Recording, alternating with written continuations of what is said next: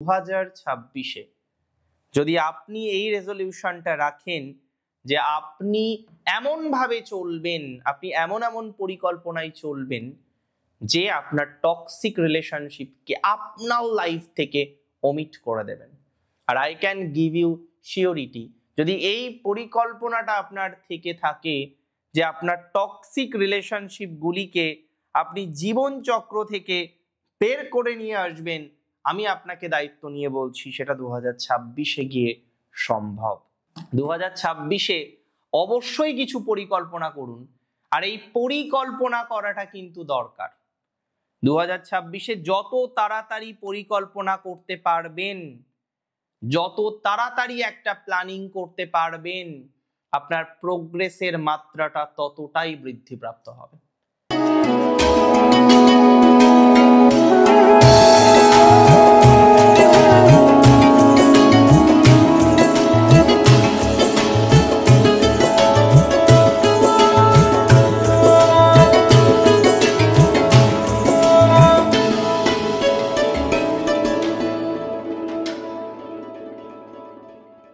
নমস্কার, জয় শ্রী গণেশ।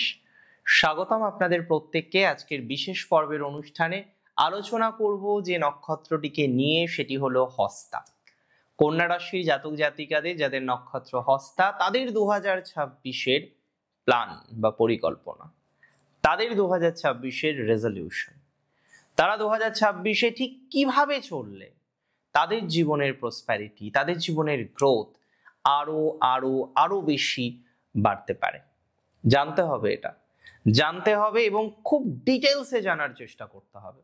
আমার মনে হয় আমরা ডিটেলসে জানবো, খুব গুরুত্বপূর্ণভাবে জানবো। দেখুন, হস্তা নক্ষত্রটি চন্দ্রের নক্ষত্র, বুধের রাশিতে চন্দ্রের নক্ষত্র, যে কারণে হস্তার মধ্যে দেখবেন মায়া, মমতা, ভালোবাসা অনেক বেশি। যাদের গার্লফ্রেন্ড বা বয়ফ্রেন্ড হয় হস্তার, আমি একটা বিষয় খুব গুরুত্বপূর্ণভাবে দেখলাম বা বারবার আমি লক্ষ্য করেছি যে যাদের গার্লফ্রেন্ড বা বয়ফ্রেন্ড হস্তা নক্ষত্র থেকে বিলং করেন, তারা কোনো না কোনোভাবে তার সঙ্গীকে বা সঙ্গিনীকে শুধুমাত্র যে প্রেমিক বা প্রেমিকা সুলভ আচরণে রাখেন তা নয়, বস্তুত ম্যাক্সিমাম সম্ভাবনা থাকে তার প্রেমিক বা প্রেমিকাকে অনেক অনেক বেশি সাপোর্টের মধ্যে রাখা। 2026-এ কেমন হবে আপনার রেজলিউশন, আপনার আদর্শ রেজলিউশনটা কি হওয়া উচিত, আজকে সেই নিয়ে আমরা বিস্তারিত আলোচনা করব। আর প্রথমেই আমি আপনাদের জানাতে চেষ্টা করব বা জানাবো, 2026 আপনার জন্য অনেক বেশি ইম্পর্টেন্ট। প্রথম রেজলিউশন রাখুন আপনার রিলেশনশিপ, বা I mean to say toxic relationship. যারা সম্পর্কে আছেন, সম্পর্কের জটিলতায় আছেন, সম্পর্ক নিয়ে মাঝে মাঝেই নানা রকমের আপস অ্যান্ড ডাউন, এই জায়গাটা হয়তো আপনাকে ফেস করতে হয়।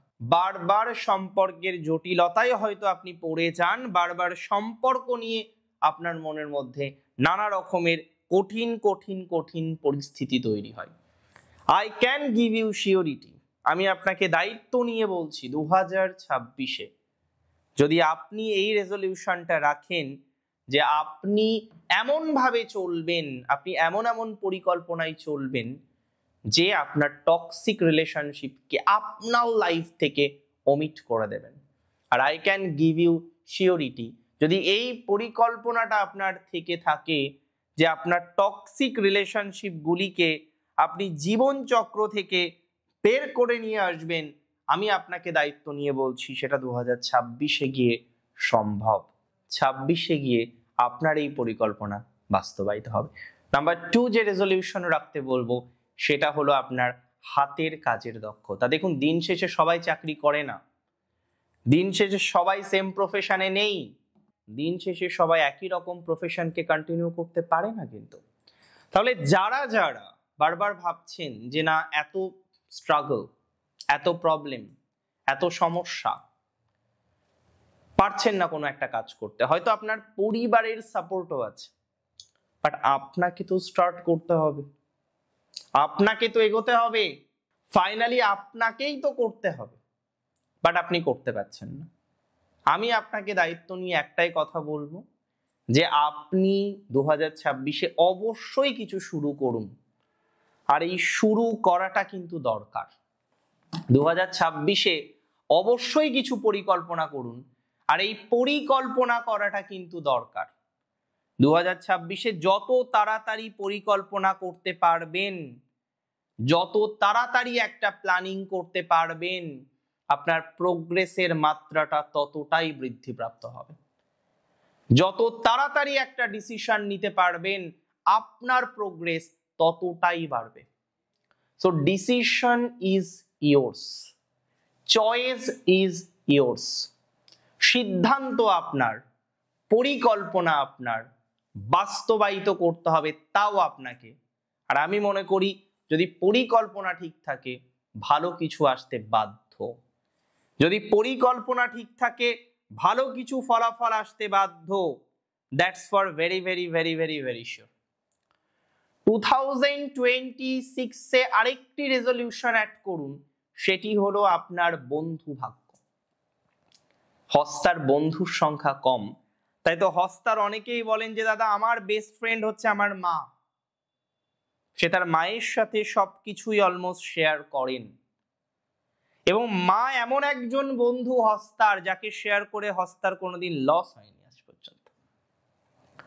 হস্তা নক্ষত্রকে আমি একটা অ্যাডভাইস বারবার দিই যে মায়ের সাথে শেয়ার কন্টিনিউ করুন। সত্যিই আপনার ভালো বন্ধুর অভাব, তাই মা যে আপনার বেস্ট ফ্রেন্ড, তাকে সবকিছু শেয়ার করাটা আপনার জন্য বিশেষ গুরুত্বপূর্ণ। তাই মাকে অবশ্যই সবটা শেয়ার করুন, মাকে শেয়ার করে পথ চলার চেষ্টা করুন, তাতে আপনার প্রোগ্রেস বা প্রসপ্যারিটি বৃদ্ধিপ্রাপ্ত হবে। 2026-এ এরকম বেশ কিছু ক্ষেত্রে আপনি প্রসপ্যারিটি বৃদ্ধি হতে দেখবেন। 26 সালে অনেকটাই ইমপ্রুভমেন্টের জায়গা তৈরি হতে দেখবেন।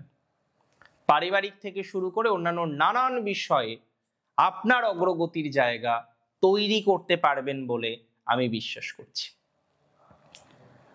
রেজলিউশনের মধ্যে আরেকটি বিষয় আপনাকে অ্যাড করতে হবে।